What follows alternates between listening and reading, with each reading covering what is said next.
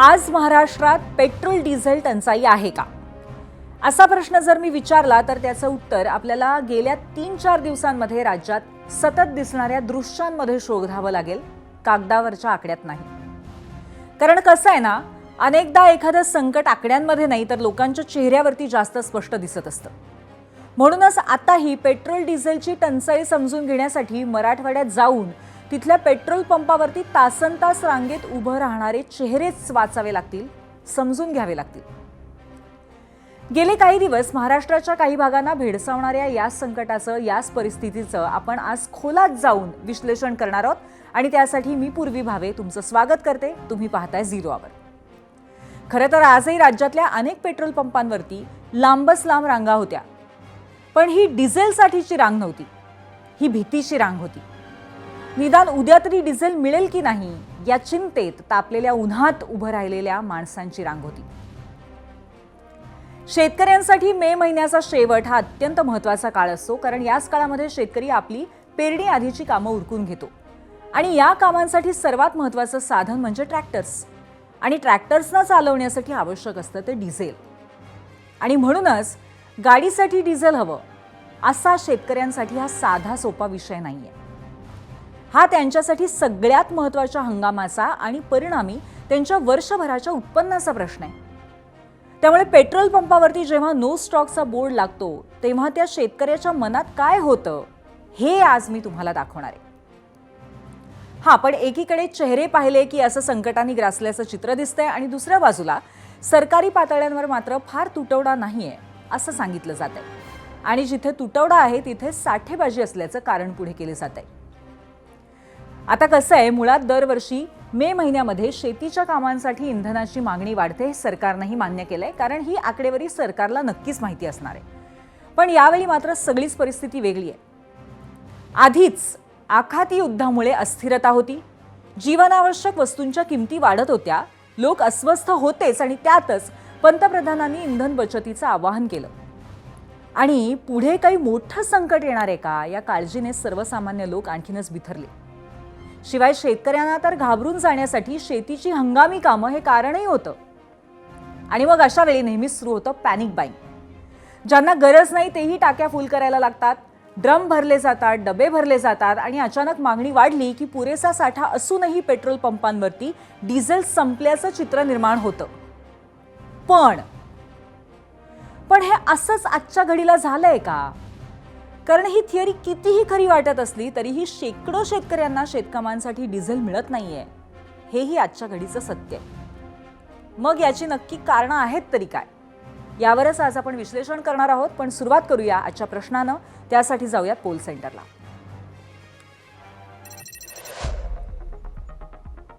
आजचा आमचा प्रश्न आहे, राज्यातल्या डिझेल टंचाईला कोण जबाबदार आहे असं आपल्याला वाटतं?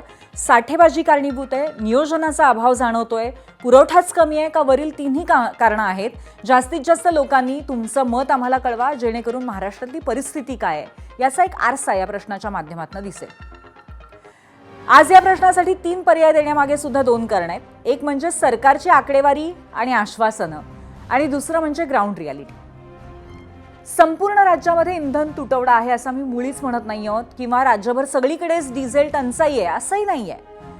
पण गेल्या 4 दिवसांमध्ये राज्यातल्या कानाकोपऱ्यातनं आलेली दृश्य पाहून एक गोष्ट मात्र स्पष्टपणे दिसतेय की काही जिल्ह्यांमध्ये तुटवड्याची स्थिती आहे आणि ती बरीच तीव्र आहे. म्हणूनच की काय, मुख्यमंत्र्यांनीही आज सगळ्या जिल्हाधिकाऱ्यांना एक विशेष सूचना दिली आहे. प्लॅनिंग करून कोणाला होर्डिंग करू देऊ नका, साठेबाजी करू देऊ नका. आवश्यकतेनुसार त्या ठिकाणी डिझेल मिळालं पाहिजे याचा प्रयत्न चाललेला आहे. काही ठिकाणी निश्चितपणे तणावाची स्थिती तयार झाली आहे, पण ही काही सर्वदूर तणावाची स्थिती असं नाही आहे. मला वाटतं एखाद दुसऱ्या ठिकाणी एखादा इन्सिडेंट होतो तो जास्त हायलाईट होतोय, पण तोही होऊ नये याकरता प्रयत्न आम्ही करू. आता एकीकडे मुख्यमंत्र्यांनी इंधनावरनं शेतकऱ्यांना आश्वस्त केलंय, पण असं असलं तरी पुरवठा मंत्री छगन भुजबळांनी मात्र थोडी चिंता वाढवली आहे. त्यांनी राज्यातल्या आजच्या इंधनाच्या आकडेवारीच माध्यमांसमोर मांडली. त्याचबरोबर इंधनाचं संकट किती गहिरं होतंय हेही सांगितलं. आणि भुजबळांचं नेमकं हेच वक्तव्य धरून विरोधकांनी सरकारवरती टीका केली, तीही पहा. 20% 21% डिझेल पेट्रोल आपण राज्यामध्ये देतो आहोत. परंतु भीतीने लोक जे आहेत पेट्रोल डिझेलचा साठा करत आहेत, कॅन्स भरून घेऊन जात आहेत. त्यामुळे माझी विनंती आहे की डिझेल पेट्रोलचा जो आहे साठा आपला वाढला आहे. कुणी कॅन्स वगैरे भरून घेऊन जाऊ नये. साठा असा प्रत्येकाने करायचा प्रयत्न केला तर मग त्याची टंचाई निर्माण होणार. अर्थात हे जर थांबलं नाही तर आणखीन वेगळे काय आपल्याला उपाय करता येईल हे पाहावं लागेल. एका सरकारमध्ये माननीय मुख्यमंत्री म्हणतात की नाही काय काळजी करू नका, सगळं ठीक आहे. त्यांच्याच मिनिस्टरमधले कॅबिनेट मिनिस्टर आदरणीय माननीय भुजबळ साहेब म्हणतात 30च दिवसाचं आहे. केंद्र सरकार एक म्हणतं. आम्ही विश्वास कुणावर ठेवायचा? जर सरकारमधूनच दोन वेगळ्या माहिती बाहेर येत असतील तर सामान्य माणसांनी करायचं काय आणि जबाबदारी कधी घेणार? अहो, एवढे 200 आमदारांचं सरकार आहे, 222 का 25 का 26 देवालाच ठाऊक किती आहेत. पण एवढी मोठी मेजॉरिटी असताना लोकांनी एवढी तुम्हाला साथ दिली आहे, तुम्ही म्हणता लोकांचा एवढा मोठा आशीर्वाद आहे, मग चाललंय तरी काय? असो, हे राजकारण सुरूच राहणार आहे, त्याचे अपडेट्सही देतच राहू. पण आता वेळ झाली आहे आजच्या भागातील सर्वात महत्त्वाचा सेगमेंट पाहण्याची. ही गोष्ट आहे मराठवाड्याची. हा तोच मराठवाडा आहे जिथे दरवर्षी मे महिन्यात गावोगावी रांगा लागतात. कधी एकदाचा टँकर येतो आणि कधी एकदाचा आपला ड्रम म्हणा, कॅन म्हणा की डब्बा म्हणा तो भरतो. याचाच घोर प्रत्येकाला लागतो. आजही अशाच रांगा आहेत. आजही अनेकांच्या जीवाला तोच घोर आहे. बस कारण तेवढं बदललंय. आधी कारण पाणी असायचं आणि आज आहे डिझेल. पाहूया आमचे प्रतिनिधी कृष्णा केंडे यांचा संपूर्ण महाराष्ट्राची झोप उडवणारा, शेतकऱ्यांच्या व्यथा महाराष्ट्रासमोर मांडणारा एक्सक्लुझिव्ह रिपोर्ट.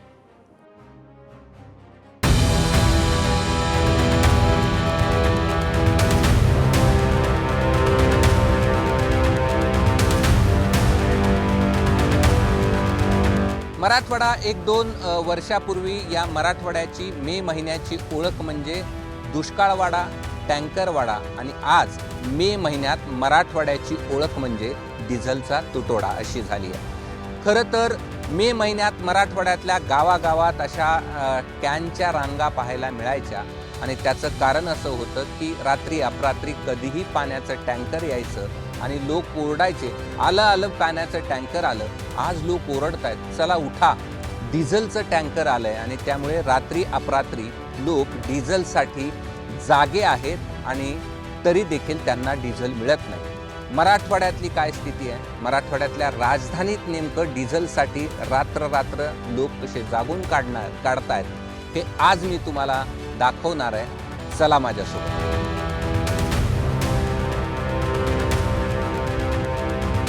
आत्ता रात्रीचे 11:30-12 वाजलेले आहेत. ठिकाण आहे धुळे सोलापूर हायवे आणि हा हायवे असल्यामुळे इथे ही ट्रकची भली मोठी रांग लागलेली आहे आणि ह्या ट्रक्स उभा आहेत डिझेलसाठी. आता ह्या ट्रक जर तुम्हाला किती दूरपर्यंत उभा आहेत हे जर मला दाखवायचं असेल तर मला गाडीत बसावं लागेल आणि गाडीमधून तुम्हाला दाखवावं लागेल की ही रांग किती आहे आणि पेट्रोल पंपावर गर्दी किती आहे. चला माझ्यासोबत.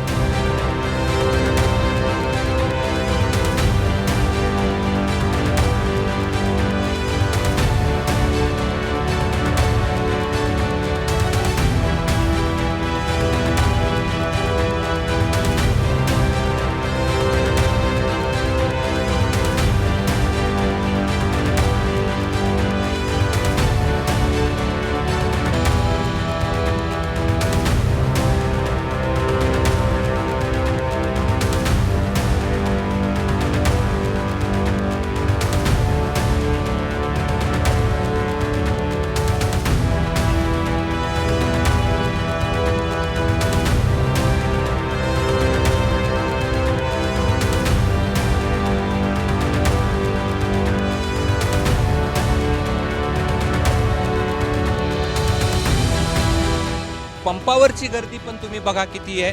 म्हणजे जिकडे तिकडे नुसती गर्दी तुम्हाला पाहायला मिळेल. आणि हे जे दृश्य आहे हे दृश्य रात्रीचं आहे, साधारणपणे 11:30-12 वाजताचं हायवेवरचं. आणि कशा पद्धतीनं इथं गर्दी तुम्हाला पाहायला मिळते आहे हे आपण या ठिकाणी पाहतो आहोत. डिझेल मिळणं मुश्किल झालं आहे आणि त्यामुळे रात्र लोकांना जागून काढावी लागते आहे. आम्हाला या पंपावर प्रोडक्शन द्यावे, आम्हाला सरकारची मान्यता आहे, मागणी आमची पंपवाल्यांची. मी सध्या जिथं थांबलोय तो एक पेट्रोल पंप HP चा आणि आता रात्रीचे किती वाजलेत हे मी तुम्हाला दाखवतो. त्यासाठी यांची घड्याळ आपण पाहूया आणि ही घड्याळ आपण पाहिल्यानंतर आपल्या लक्षात येईल की 11:11 झाली आहेत आणि 11:11 ही अशी भली मोठी लाईन कॅनची लागलेली आपल्याला पाहायला मिळते. कुठला रोड आहे दादा हा? सावखेड आहे, श्रामपूर वैजापूर. श्रीरामपूर वैजापूर. हो हो. श्रीरामपूर वैजापूर रोडवरील हे एक पेट्रोल पंप आहे आणि या पेट्रोल पंपावरती ही अशी लांब लचक कॅनची रांग या ठिकाणी लागली आहे. हे किती लिटरचं आहे? 200 लिटर आता एवढं मिळणार आहे का? नाही भेटणार, 2000चं फक्त. हा? 2000 रुपयाचं. फक्त 2000चं मिळणार. 2000. किती वाजल्यापासून लाईन लावू बाय? 3 तास झाले. 3 तास झाले. 7 वाजल्यापासून. 3 वाजे. हा? 7 वाजल्यापासून आणि कशाला पाहिजे डिझेल मग? ट्रॅक्टरला शेती कामाला. काय अडलंय काय तुमचं? शेती काम नांगरणी नांगरणी होत नाही? नाही. बरं. आणि किती दिवसापासून येतात? दररोज येतो पण आजच भेटलं तेल. नंतर नसेल तर मी मागं जातो उचलली कॅन घरी. घरी. आता हे कॅन कुठले आहेत मग? पाण्याचे कॅन वापरायला सुरुवात केली. पाण्याच्याच कॅन डिझेलसाठी वापरण्यास सुरुवात केलेली आहे. हा. आणि काय हाल आहेत शेतकऱ्याचे? हाल तर असे रात्रातभर जर डिझेलला जर हाल जर झाले तर पुढं अवघड आहे. प्रत्येक ठिकाणी असं जर व्हायला जर लागलं तर पुढं शेतकऱ्यांचे अजून याच्यापेक्षाही जास्त हाल होतील. काय दादा? काय नाही, शेतकऱ्याचे हालच आहे साहेब, का प्रत्येक गोष्टीत हालच आहे सगळ्यांचे. आता डिझेल भेटत नाही, नांगरणी कशी करायची, मेहनत कशी करायची, त्याला परत पीक रोट्या करायचा, पीक उभं करायचं. मग बैलाचं काय? बैलाचं मग नंतर बैलाचं आहे ना, एकदा ही पहिली मेहनत ट्रॅक्टरची आहे ना. सांगा, बैल इकून ट्रॅक्टर घेतलं, आता ट्रॅक्टर इकून बैल घ्यायची वेळ आली आहे का? हो हो हो. वेळ आली आहे साहेब. ट्रॅक्टर विकून बैल घ्यायची वेळ आली आता. हो, बैल बरे होते. बैलच बरे होते. आजचे दिन आजचे दिन आजचे दिन आजचे दिन आ गए. चांगले आजचे दिन आले म्हणले. सारी शेतकरीचे आले, बाकी काही कोणाचे काही नाही.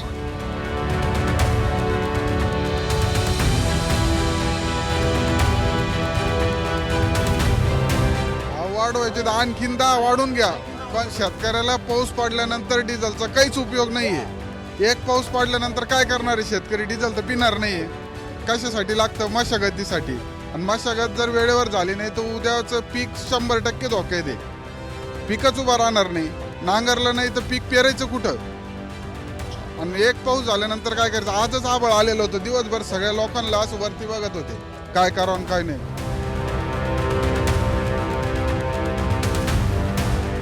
सकाळपासून मी अक्षरशः वैजापूर सकाळपासून गेलो, मला डिझेल भेटलं नाही.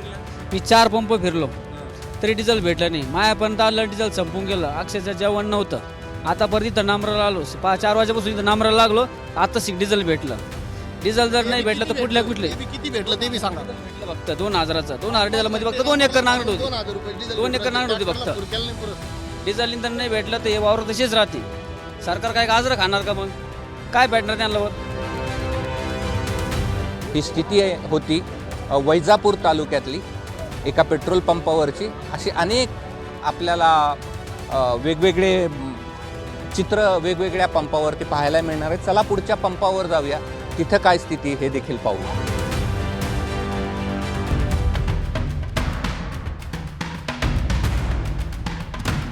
पेट्रोल पंपावरचं आणखीन एक दृश्य दाखवतो की जिथे पेट्रोल आहे तिथे तुम्हाला असे लोक पाहायला मिळतील. म्हणजे भाकरी तुकडा बांधून आणायचा, नाही मिळाला तर हॉटेलमधून खरेदी करायचा आणि इथंच आपलं जेवण करायचं. बरोबर ना? हो बरोबर. हो, डिझेलचं शॉर्टेजमुळे. इथून गेलं तर इथून गेलं तर मग पुन्हा परेशान व्हायची काय महिना अजून. असं नंबर जातो. नंबर जातो पुन्हा, मग वेट अजून वेळ लागतं असं. बरं, आता 11:30 वाजून गेलेत. मग आता जेवायचा टाइम आता जेवायचा टाईम मी गेला, पण जोडीदाराने इकून तिकून हॉटेलकडून आणलं, नियोजन केलं, मग आता जेवायला बसलेले असं. बरं, किती वाजल्यापासून पंपावर? 5:30 वाजल्यापासून. तू त्यांच्यासोबत 5:30 वाजल्यापासून. 11 वाजलेत म्हणजे 5:30 वाजल्यापासून म्हणजे 5 आणि 5 10 म्हणजे 6.5 तास. दिवसभर शेतात कामं करायचे आणि पुन्हा संध्याकाळी गाडी आली की डिझेलच्या नाव वेटिंगला थांबायचं असं आहे.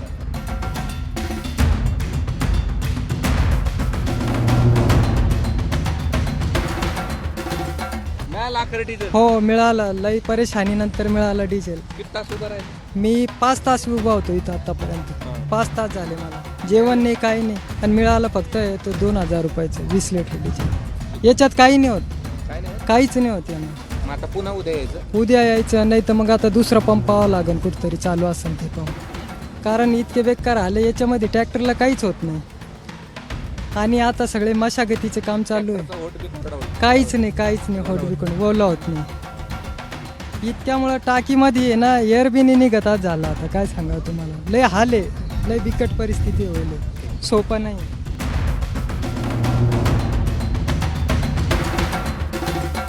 रात्रीचे 12 वाजलेत. 6 वाजता हा पंप या ठिकाणी सुरू झाला होता. 6 तास 7 तास लोक लाईनमध्ये उभा होते. आणि तुमचा अहो आम्ही 3 वाजता डबडीने आणून ठेवली तरी आता 12 वाजले तरी डिझेल मिळाला.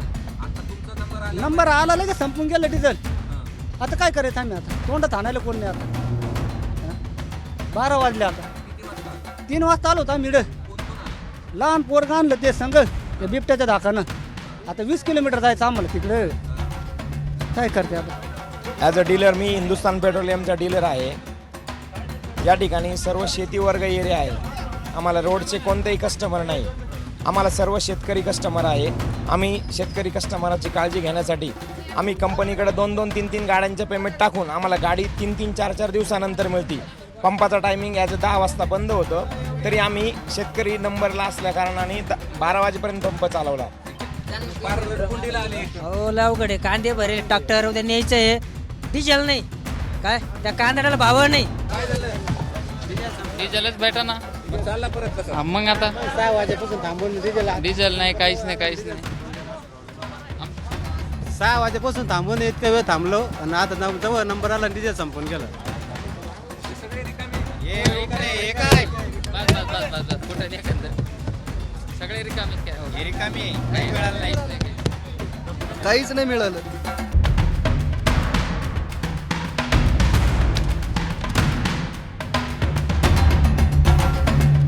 रात्रीचे 1 वाजलेले आहेत. गाव आहे खंडाळा आणि खंडाळा गावातल्या या पेट्रोल पंपावरचं दृश्य मी तुम्हाला दाखवतो. इथे एकही व्यक्ती नाही.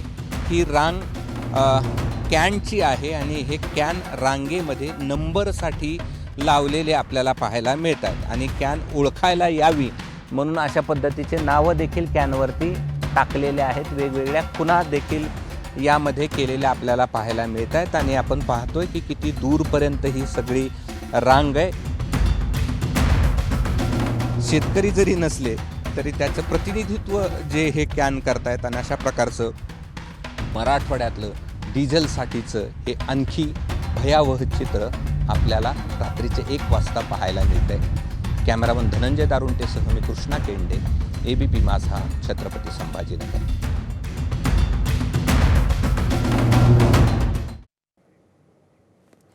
आणि ज्यांनी रात्रभर फिरून या पंपांची चाचपणी केली आणि हा सगळा रिपोर्ट आपल्यासमोर आणला ते आमचे प्रतिनिधी कृष्णा केंडे आता आपल्यासोबत लाईव्ह आहेत.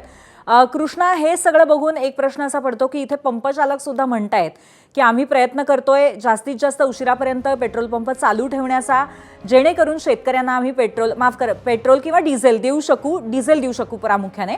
पण असं असून सुद्धा डिझेल लोकांना का मिळत नाही? काय ग्राउंड रियालिटी काय आहे? अगदी थोडक्यात सांग कृष्णा. मागणी आणि पुरवठ्यामध्ये प्रचंड तफावत आहे. आणि नियम असा केला आहे की जोपर्यंत तुमचं डिझेल संपत नाही तोपर्यंत तुम्हाला नव्यानं डिझेल मिळणार नाही. आत्ता देखील पूर्वी मी जिथे उभा आहे तिथे देखील खूप मोठ्या प्रमाणावरती रांग आहे आणि असंच चित्र सगळीकडे पाहायला मिळतंय. म्हणजे आता जरी 8 वाजले असले तरी 12-1 वाजता आलं तरी असंच प्रकारचं चित्र पाहायला मिळतं. आणि खास करून त्रास जो होतोय, म्हणजे आत्ता तुला दाखवतो की हे दूरपर्यंत खूप मोठ्या रांगा आहेत. हे खास करून त्रास होतो आहे तो शेतकऱ्यांना, आणि त्यांची मागणी हे आहे की आता शेतकऱ्यांना मशागतीसाठी डिझेलची गरज आहे आणि त्यांना त्याच वेळी मिळत नाही, आणि पाऊस जर आला तर त्यांचं जे संपूर्ण पीक आहे म्हणजे ज्याचं जीवन त्या नांगरटीवरनं अवलंबून असतं. खरं तर नांगरणी करणं, कोळपणी करणं, रान तयार करणं आणि त्यानंतर पेरणं आणि मग उगवलं तर पाऊस पडला तर चांगलं उगवतं, मात्र पाऊस पडला नाही तर उगवत नाही, अशा प्रकारची स्थिती आहे. त्यामुळे शेतकऱ्यांना आज खऱ्या अर्थानं डिझेलची गरज आहे. त्यांना केवळ 20 लिटर एवढं डिझेल मिळतं आहे आणि त्यामुळे त्यांचा संतप्त सवाल आहे की डिझेल आम्हाला उपलब्ध करून द्या. परवापर्यंत मुख्यमंत्री असं म्हणत होते की खूप सारा मुबलक साठा आहे, मात्र त्यांचा तिथपासूनचा प्रवास आजचा आपण पाहिलं तर त्यांना आता कुठे मान्य व्हायला लागलंय की स्थिती थोडीशी काही ठिकाणी खराब आहे, मात्र काही ठिकाणी नाही तर बऱ्याच ठिकाणी अशा प्रकारची परिस्थिती आहे आणि त्यामुळे नियोजन करणं गरजेचं आहे आणि साठेबाजी जी होते आहे त्याच्यावर देखील आळा घालणं गरजेचं आहे. तेव्हाच कुठेतरी शेतकऱ्याला डिझेल मिळेल आणि त्यांना रात्रभर जागून काढावी लागणार नाही. दिवसभर शेतीत काम करायचं आणि रात्रभर डिझेलसाठी जागं राहायचं, अशा प्रकारचं चित्र ग्रामीण भागामध्ये डिझेलसाठी पाहायला मिळतं आणि हे वास्तव आहे. आणि रात्र जसं मराठवाड्यात पूर्वी पाण्यासाठी जागून काढावी लागायची, आता ती डिझेलसाठी काढून लागते. हेही तेवढंच खरंय. कधी काळी डिझेलसाठी पाण्यासाठीचे टँक आता डिझेलसाठी वापरले जातात. नक्कीच. आणि ते दृश्य म्हणजे कॅन काही सुटला नाही, फक्त त्यातलं द्रव्य बदललं अशी परिस्थिती आहे. पण याच अनुषंगाने दुसरा प्रश्न असा विचारायचा आहे की शेतकरी असं म्हणत होते, एक मगाशी तू बोलत होतास त्या रिपोर्टमध्ये, की पाऊस जर पडला तर मग त्याच्यानंतर ही सगळी शेतीची कामं करण्यात काही अर्थच नाही, कारण त्याच्यानंतर चांगल्या पद्धतीने पेरणी आणि त्याच्यानंतर पुढची शेती होऊ शकत नाही. आता हलक्या सरी बरसायला लागल्यात हळूहळू, मराठवाड्यात पण बरसल्यात का, मग शेतीचं भवितव्य काय आहे आता? नाही, तो शब्द आपण पुन्हा एकदा यासाठी सांगितला पाहिजे की त्याचं महत्त्व सगळ्यांच्या लक्षात येईल. जर पाऊस पडला तर डिझेल आम्हाला प्यायचं आहे का? कारण की आत्ता त्यांना गरजेचं यासाठी आहे. आता वावरं शेती नीट करून ठेवायचे, पेरणी योग्य करून ठेवायचे. आता खरं डिझेलची गरज आहे. खरं पूर्वी तर ही सगळी कामं बैलामार्फत केली जायचे, मात्र त्याला उशीर लागायचा, म्हणून तंत्रज्ञान आणलं. याच सरकारने ट्रॅक्टरसाठी सबसिडी दिली, लोकांना ट्रॅक्टर खरेदी करायला लावले, ट्रॅक्टर शेतकऱ्यांनी खरेदी केले आणि आता त्याला चालवण्यासाठी डिझेल नाही, अशा प्रकारची स्थिती आहे. आणि साधारणपणे 6 जूनला पाऊस पडतो. गतवर्षी जर आपण पाहिलं तर मे महिन्यातच खूप मोठ्या प्रमाणावरती पाऊस झालेला होता, त्यामुळे पावसाचा अंदाज काही बांधता येत नाही. तरी देखील शेतकरी शेतीची मशागत करून ठेवत असतो, मात्र तीच मशागत करण्यासाठी अडचणी या ठिकाणी निर्माण झाल्यात. आणि त्यातलं आणखीन एक वाक्य असं होतं की पूर्वी आम्ही बैल खरेदी करून ट्रॅक्टर घेतलं, आता ट्रॅक्टर विकून पुन्हा बैल खरेदी करण्याची वेळ या ठिकाणी आलेली आहे. त्यामुळे ही वस्तुस्थिती मराठवाड्यातली आपल्याला पाहायला मिळते. अगदी खरं आहे. माहिती अत्यंत दोन हसत हसत बोललेली वाक्य होती, पण खरं तर ती अत्यंत बोचणारी अशी वाक्य आहेत. आणि कुठेतरी भारतीय शेतकरी नेहमीच प्रयत्न करत असतो सकारात्मक राहण्याचा, तो सकारात्मकपणा दिसतोय, पण तरी सुद्धा वेदना सुद्धा दिसतेय. धन्यवाद कृष्णा, तू आमच्याशी चर्चा केलीस आणि सगळी रियालिटी तिकडनं आमच्या समोर आणलीस त्याबद्दल. तर काय परिस्थिती आहे ते आपण पाहिलं. यानंतर आता आपण जाऊयात मीडिया सेंटरला. सर्वसामान्यांच्या रिॲक्शन्स, प्रतिक्रिया या संदर्भात काय आल्या त्याच्यावरती सुद्धा एक नजर टाकूया, कारण शेतकऱ्यांना काय वाटतंय हे तर आपण बघतोय. लोक अफवेमुळे इंधन साठवत आहेत, याच घाईमुळे खऱ्या अर्थाने टंचाई निर्माण होते. भीतीपेक्षा जबाबदारीने वागणं अधिक गरजेचं आहे, वीरेंद्र सोनावणे यांना असं वाटतंय. पुढची प्रतिक्रिया युट्यूबवरनं आहे. चिंतामणी जांभळकर यांची. सरकारचं ढिसाळ नियोजन, टंचाईच्या अफवा इत्यादीमुळे साठेबाजीला वाव मिळाला, पुरवठा साखळीवरती ताण निर्माण झालाय, असं त्यांचं म्हणणं आहे. युट्यूबवरनं तन्वी म्हणतायत, सरकार, तेल कंपन्या आणि लोकांच्या अफवांवरती विश्वास ठेवण्याची सवय, या सगळ्यांचा मिळून हा परिणाम आहे. अफवा थांबवल्या आणि वितरण सुधारलं तर ही समस्या लवकर संपेल.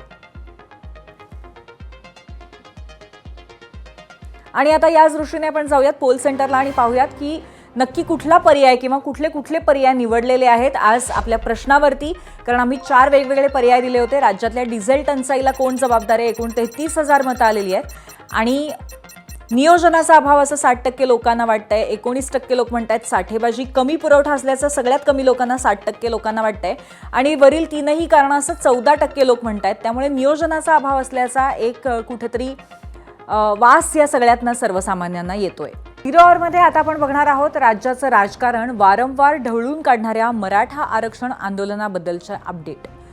आता तुम्ही म्हणाल की याबद्दल मागे मुंबईत आंदोलन झालं तेव्हा शासन निर्णय होऊन हा विषय संपला होता. पण जरा थांबा, याविषयी मागच्या 2 दिवसात आणि आज पुन्हा एकदा घडामोडींना वेग आलाय. मुंबईच्या आंदोलनानंतर हैदराबाद गॅझेटियर लागू करण्याची जरांगेंची मागणी शासनाने मान्य केली होती, हे तुम्हाला आठवत असेलच. पण आता सर्व मराठा समाजाला आरक्षणात सामावून घेण्यासाठी सातारा गॅझेटियरची अधिसूचना काढण्याची जरांगे यांची मागणी आहे. या मागणीवरनं जरांगे यांनी 2च दिवस आधी प्रसाद लाड यांना आव्हानाच्या स्वरूपात भेटीचं निमंत्रण दिलं होतं. त्यानंतर आज प्रसाद लाड त्यांच्या भेटीसाठी छत्रपती संभाजीनगरातल्या आंतरवाली सराटीला पोहोचले. त्याआधी प्रसाद लाड यांना धमकीही आली. छत्रपती संभाजीनगरात ते जिथे थांबले होते त्या ठिकाणी दोघांनी बळजबरीने घुसखोरीचा प्रयत्न केला, अशा असंख्य नाट्यमय घडामोडी सुद्धा घडल्या. अखेर आमदार प्रसाद लाड आणि मनोज जरांगे यांनी आज 2.5 तास मीडियासमोर आणि त्यानंतर बंद दाराआड चर्चा केली. पण ती चर्चा निष्फळ ठरली आणि जरांगे पाटलांनी 5 दिवसात सरकारला निर्णय घेण्याचा अल्टिमॅटम दिलाय. तसं न झाल्यास 30 मे पासून उपोषण आणि आंदोलनाचा इशारा मनोज जरांगे यांनी पुन्हा एकदा दिलाय. आणि अर्थातच या सगळ्या घडामोडींनंतर हा विषय पुन्हा एकदा चर्चेत आलाय. या सगळ्या पार्श्वभूमीवर अनेक आरोप प्रत्यारोपांच्या फैरीही झडल्या आहेत. मराठा आरक्षणाच्या विरोधात सुप्रीम कोर्टात आव्हान देणारे गुणरत्न सदावर्तेंचा उदय सामंत यांच्यावरचा आरोप, त्याला सामंतांचं आलेलं उत्तर, लक्ष्मण आकेंची लाड यांची खिल्ली उडवणारी टीका, मात्र त्यानंतरही मंत्री प्रताप सरनाईक आणि संजय शिरसाट यांनी दिलेली संयमी प्रतिक्रिया, त्यानंतर गुणरत्न सदावर्ते यांनी संध्याकाळी पुन्हा याच विषयावरनं उदय सामंत, प्रसाद लाड आणि मनोज जरांगे या तिघांवरही केलेली प्रखर टीका, असा मोठा ड्रामा घडलाय. आणि या घडामोडींच्या वरती आधारितच आपला आजचा दुसरा प्रश्न आहे, तो बघण्यासाठी आपण जाऊयात पोल सेंटरला. आजचा दुसरा प्रश्न, मनोज जरांगेंचं सरकारला 5 दिवसांचं अल्टिमॅटम, मराठा आरक्षण आंदोलन पुन्हा पेटेल असं आपल्याला वाटतंय का? आम्हाला जरूर सांगा.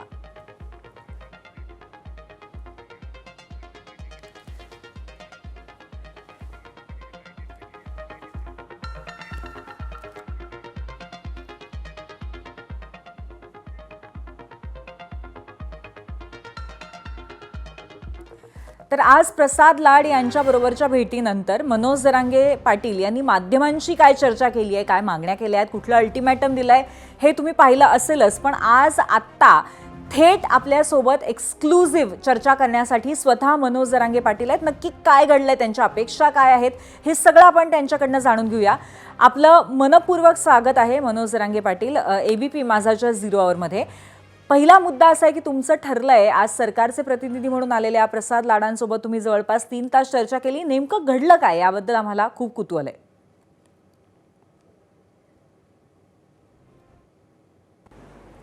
हे बघा, त्यांनी काय असतं की एक संभ्रम समाजात निर्माण झाला असता, समाजाने नसलेलं वेगळंच काहीतरी गैरअर्थ घेतला असता, गैरसमज पसरला असता. कारण त्यांनी सांगितलं होतं की आवडत्याच मंत्र्यांना भेटायचं का, पुन्हा मुख्यमंत्री साहेबांशी, फडणवीस साहेबांशी बोलायचं नाही का, आम्ही 100% मागण्याची मंजुरी देतो, आम्ही करतो, 100% करतो.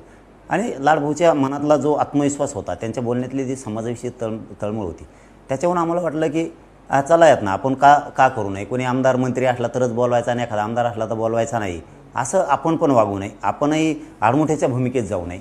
मराठा समाजाला वाटण पुन्हा ते देत होते, पाटलाने आंदोलन केलं तरी पण, म्हणजे मला राजकीय काही भूमिका मी करतोय की काय, असाही संदेश गेला असताना विनाकारण संभ्रम निर्माण झाला असता. म्हणून आपण त्यांना सांगितलं की तुम्ही पण या. आपण सगळ्या मागण्या सांगितल्यात त्यांना. आता काही पेच असण्याचं काही कारण नाही. मराठा समाजात जी संदेश जायचा आहे, मराठा समाजाने जे ऐकलं आहे ते आता सगळ्याच्या समक्ष झालेली गोष्ट आहे ती. आता की आपण सांगितलं त्यांना, तुम्हीच GR काढला आहे हैदराबादचा संस्थांचा, मराठ्यांना प्रमाणपत्र दिलेत आणि थांबवलेत पण तुम्हीच का, या विषयात पण आपण त्यांच्याशी सविस्तर त्यांना सांगितलं. ते सुरू करा, ते उद्याही सुरू करू शकता तुम्ही, असं नाही की कॅबिनेट बोलवायला लागते काय नाही. पुन्हा एकदा मुख्यमंत्र्यांनी जर सूचना दिल्या की प्रमाणपत्र स्थानिक चौकशी अहवाला प्रमाणपत्र देऊन घ्या. विषय राहिला सातारा संस्थांच्या गॅझेटियरचा, औंध, पुणे, कोल्हापूर संस्थांचा, तुम्ही अहवाल घेतलाय तर GR काढून टाका ना, कल्याण होऊन जाईल त्या मराठ्यांचं सुद्धा. या भूमिकेतून तुम्ही आलं पाहिजे हे आपण त्यांना सांगितलं आहे. त्यांना व्हॅलिडिटी रोखून धरले, ज्यांना कुणबी प्रमाणपत्र मिळाले त्या देऊन टाका हे पण सांगितलं आहे. त्यातही त्यांनी सांगितलं आहे आता मुख्यमंत्र्यांना सांगून मी हे सगळं करून घेतो. जसं आता तुमच्या समक्ष सगळ्या या गोष्टी सगळ्या झाल्यात. बलिदान गेलेल्या कुटुंबाच्या नोकऱ्याचा विषय राहिला आहे, निधीचा विषय राहिला आहे, सारथी महामंडळाच्या योजना बंद करू नका, परतावे महामंडळाचे सगळे द्या, पोरं कर्जबाजारी व्हायलेत हे पण आपण त्यांना सांगितलं आहे. शिंदे समितीनं त्यांना मुदतवाढ देऊन त्यांनीही रेकॉर्ड शोधला पाहिजे, वर्षाची मुदतवाढ द्या, या विषयात आपण त्यांच्याशी चर्चा केली. मराठा कुणबी सेपरेट मंत्रालय स्थापन करा, म्हणजे मराठ्यांना एक सेपरेट यंत्रणा होईल, त्यांच्या अडीअडचणी दूर होतील. आता मराठा समाजाची उपसमिती गठीत केलेली विखे पाटील साहेबाच्या माध्यमातून, तर तुम्ही आता किमान इथून पुढे तरी चांगलं काम करा. बरं, नक्कीच मनोज जरांगे पाटीलजी, पण हे सगळे मुद्दे तर आहेत, पण एक महत्त्वाचा भाग असा आहे की 3 तासाच्या चर्चेनंतर तुम्ही 5 दिवसांचा अल्टिमेटम परत दिलात. जर तुमच्या मागण्या मान्य झाल्या नाही तर आंदोलन होणारच, असा याचा अर्थ आहे का? हो, आंदोलन थांबणार नाही भाऊ. कारण का की तुम्ही करा, मराठ्यांचे मन जिंका. हे बघा, जळून उपयोग नाही, करणाऱ्याला मंत्र्यांना नावं ठेवून उपयोग नाही. आपण सुद्धा त्या क्षमतेनं करावं लागत असतं, गोरगरिबांच्या मनावर राज्य करावं लागत असतं. तसं तुम्ही पण करा, हे त्यांना तोंडावर सांगितलं आहे मी. शिंदे साहेबांचे लोक कामं करतायत, त्यांचे लोक प्रोटोकॉल तोडतायत, गोरगरिबांच्या वेदना जाणून घ्यायला डायरेक्ट लोकात जात आहेत. तुम्ही जा, तुम्ही या, तुम्ही मन जिंका, तुम्ही राज्य करा मनावरती. अजितदादांचे तसंच करतात, भाजपचे अर्धे मंत्री पण तसंच करतायत की लोकांचे प्रश्न सोडवत आहेत, प्रोटोकॉल तोडून जात आहेत, येतात. म्हणजे तुमचं असं म्हणणं आहे का आमच्याकडे मंत्र्यांनी येऊ नये, गरीब मराठ्यांकडं आणि प्रश्न सोडू नये, मराठ्यावरती अन्याय व्हावा असं वाटतं का तुम्हाला? तुम्हाला करायचं नाही, त्यांनाही करू द्यायचं नाही, ही भूमिका फक्त योग्य नाही आहे. तुम्ही तुमच्यात बदल करा, तुमच्या स्वतःत बदल करा तुम्ही, आणि तुम्ही लोकांच्या मदतीला या. बरं, आता यात आणखीन एक भाग असा आहे जो राजकीय आहे. तुमच्या आणि उदय सामंतांच्या भेटींवरनं सुद्धा अनेक वेळा आरोप झालेले आहेत, तर त्यावर तुम्ही काय म्हणाल? या अनुषंगाने आज काय घडलं? मी म्हणतो का करता? अरे ते प्रोटोकॉल तोडते, ते गोरगरिबांच्या वेदनासाठी डायरेक्ट लोकात जाते. तुम्ही क्षमता ठेवा ना, तुम्ही क्षमता ठेवा. शिंदे साहेब आंतरवालीत आले, मुख्यमंत्री स्वतःला म्हणले नाही, लोकांसाठी गावात आले, लोकांच्या समस्यासाठी, गोरगरिबांच्या समस्यासाठी वाशीला पण आले. तुम्ही या ना, तुम्ही लोकात घुसा ना. तुम्ही असं वागतात की तुमच्याशिवाय कोणीच नाही, आणि मग लोक कसे प्रेम करतील तुमच्यावरती, माया कशी करतील? तुम्ही कामं करा. तुमचे अर्धे मंत्री चांगले कामं करतायत, भाजपचे अजितदादाचे मंत्री काम करतायत, फडणवीस शिंदे साहेबाचे पण करतायत. तुम्ही करा, हे म्हणणं आहे आमचं. तुम्ही कोणी येऊन तुम्हाला वाटतं का मराठ्याच्या दारात जाऊ नये, मराठ्याच्या समस्या जाणून घेऊ नये, म्हणजे मराठ्यावर अन्याय करायचा? या भूमिका चांगली नाही तुमची. तुम्ही या, तुम्ही बसा, तुम्ही मराठ्याच्या विरोधात जाऊ नका, मराठ्यांचे प्रश्न सोडवा. तुम्ही मराठ्याच्या मनावर राज्य करताल ना. यांनी असंतोष पसरायला लागला, खतखत पसरायला लागली मराठा समाजात तुमच्याविषयी, कारण तुम्ही ते तसं बोलल्यामुळं ते कामं करतायत. हो, सांगता क्षणी कामं करतात लोकांच्या, गोरगरिबांचे. बरं, तुम्ही एकनाथ शिंदेंचा उल्लेख केला आणि याच मुद्द्याला धरून तुम्हाला एकनाथ शिंदेंचा माणूस असा आरोप आज ॲडव्होकेट गुणरत्न सतावर्तेंनी केला, त्याला तुम्ही काय उत्तर द्याल? हे असल्याचं तर सोडून देऊ, असल्याला मोजत नाही मी, पण कोणते आरोप झाले नाहीत. पवार साहेबाचा माणूस आहे म्हणून झाले, नंतर ते उद्धव ठाकरे साहेबाचा माणूस आहे म्हणून झाले, नंतर शिंदे साहेबाचा म्हणून झाले, नंतर ते सोडून दिलं म्हणले अजितदादाचाच माणूस आहे, त्यांना तिथं काही सापडलं नाही म्हणले, मग आता फडणवीस साहेबाचाच माणूस आहे, आता ते सोडून दिलं पुन्हा शिंदे साहेबाकडेच आले. म्हणजे ते हे बघा, चांगल्या कामाला विरोध असणारे, चांगल्या कामाला शत्रू तयार होणार आहेत, चांगल्या कामात अडथळे येणार आहेत. आपण फक्त समाजाशी प्रामाणिक राहावा, आपल्या जीवाचं रान करून आपण इमानदारीने लढावं. यश 100% पदरात पडतं. समाज कमी पडत नाही, आणि मला कोणत्याही पक्षाची गरज नाही, कोणत्याही नेत्याची गरज नाही. माझा समाजच माझ्यासाठी खूप मोठी ताकद आहे. ती ताकद भेदायची हिंमत या देशात. बरं, आपण मनोजजी, आता एक मुद्दा असा पण आहे की आपल्या राज्यातल्या बहुतांश मराठा शेतकरी, आणि सध्या मे महिना सुरू आहे, शेतीची कामं जोरात आहेत, त्याच्यात डिझेलसारखा तुटवडा असल्यामुळे तेही प्रश्न आहेत, समस्या आहेत. आता पुढच्या महिन्यात शेतकरी पेरण्यांमध्ये व्यस्त असतील, अशा वेळी आंदोलनाचं टायमिंग जरा चुकतंय असं तुम्हाला नाही का वाटत? बोलवलंच नाही ना. ती माया सरकारला आहे, मराठ्यांची माया ती सरकारला आहे. सरकारला खूप माया आहे मराठा समाजाची, खूप माया आहे.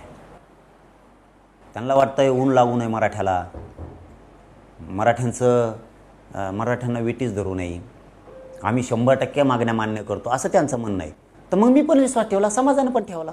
तुम्हाला माया आहे समाजाची, समाजाला ऊन लागू नये, समाजाचं वाटोळं होऊ नये, कामाचे दिवस आहेत, इतकी माया तुम्हाला समाजाची आहे मराठ्यांच्या, तर मंजुऱ्या द्या 28 मेला सगळ्या, काय अडचण नाही, काही अडचण नाही. काय करायचं आम्हाला आंदोलन करून, कशामुळे आडमुठेपणाच्या भूमिकेत जायचं आम्ही? सरकार जर म्हणतं आम्ही 100% मागण्या मंजूर करायला तयार आहेत, आम्ही तरी का आडमुठ्याच्या भूमिकेत जावं? का त्यांचा शब्द पाळू नये आम्ही? आणि त्या भूमिकेत मी आलोय, त्यांच्या मानेवर मान ठेवली.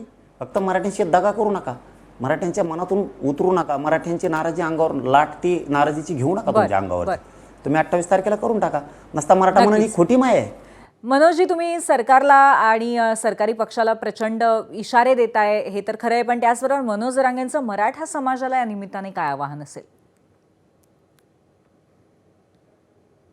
शांतता राहावा सगळ्यांनी, आरक्षण तर मिळवायचं, मिळवलंय राहिलेलं मिळवायचं.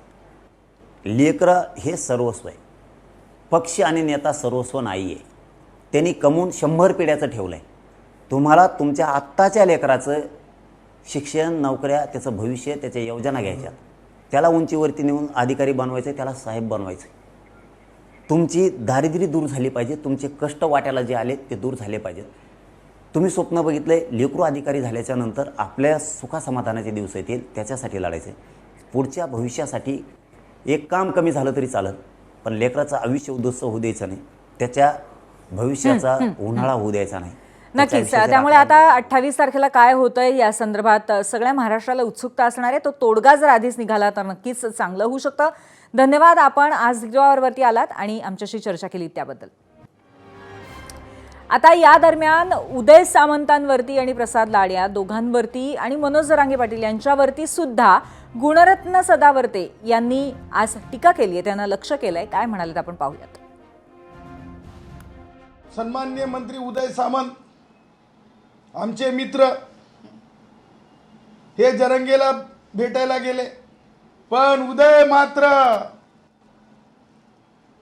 किमान मनोरंजनासाठी तरी तुम्ही मनोरंजनासाठी तरी हे सांगा की त्या दिवशीची चर्चा काय होती हो, काय त्या दिवशीची चर्चा होती हो, ते मात्र सांगण्यापासून ते दूर जातात. प्रसाद लाड म्हणाले की मी जरंगेकड मराठा म्हणून आलो, मी जरंगेकड मराठा म्हणून आलो. काय म्हणाले प्रसाद लाड?